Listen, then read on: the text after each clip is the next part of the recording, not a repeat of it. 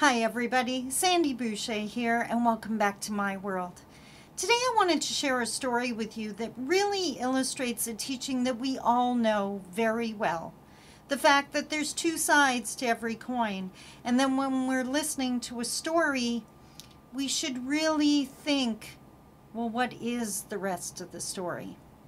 As a First Nations woman who lives and breathes in mainstream, I often have to share the other side of the story, and I have no issue doing that if it brings about understanding.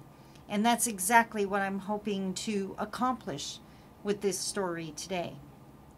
Years ago, I had someone in my life when I was living in Southern Ontario who had some very definitive ideas about what a First Nations person was like, how they operated, and they weren't complimentary.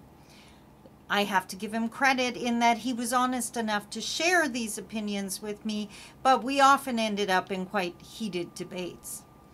One day, he felt the need to share a story with me. He had been discussing First Nations people with a friend of his, and his friend had shared how the friend had used to work for CN Rail and was assigned to the work trains. And anyone in Northern Ontario, or I assume any of the northern provinces, you're used to the rail work trains because they go from community to community during the summer repairing the tracks and doing the work that needs to be done. Well, my partner's friend had worked on one of these work trains, blah, blah, blah.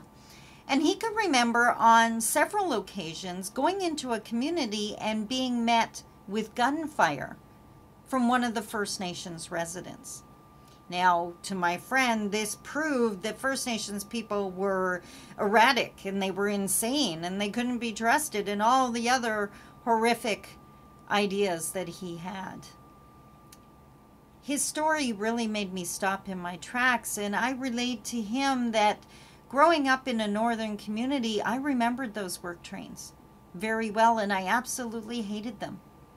Because when those work trains came to town, I was instantly grounded. My mother told me many times how often a young First Nations girl was grabbed and dragged behind those trains, and she did not want that to be my experience. So even though I kicked and screamed, I was grounded for my own safety. When I shared that story with my partner, I will never forget the look of revelation on his face. He was the dad of a then 9-year-old girl, and he understood full well how a father might feel if his daughter or his friend's daughter had been violated by the men on those trains. It didn't take him much to understand how you might even be driven to violence. And I'm not saying that was the right answer.